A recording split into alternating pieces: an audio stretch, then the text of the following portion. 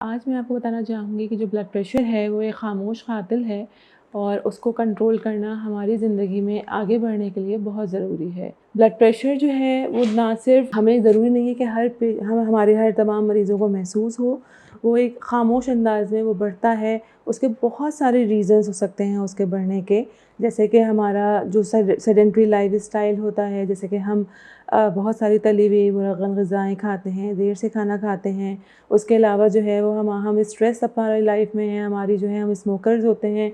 उसके अलावा जो हमारा जो वर्कलोड है हमारे ऊपर फैमिली का जो स्ट्रेस है, ये सब चीज़ें हमारे ब्लड प्रेशर को बढ़ाती हैं। इसके अलावा जो है ज़रूरी नहीं है कि ब्लड प्रेशर का कोई कॉज़ हो, बग़ैर किसी कॉज़ के भी ब्लड प्रेशर हमारा बढ़ सकता है। ब्लड प्रेशर कंट्रोल करना हमारा बहुत ज़रूरी है। इसके लिए हम सबको रेगुलर अपना ब्लड प्रेशर चेक कराना चाहिए और अपना लाइफ़स्टाइल कैसे अच्छा कर सकते हैं कि अपनी ज़िंदगी में हम अपने खानों में नमक को और तेल को हम कम कर सकें, रेड मीट जो होता है उसको हम कम कर सकें।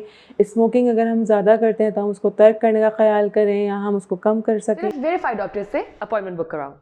ओला डॉक, डॉक्टर का अपॉइंटमेंट आसानी से।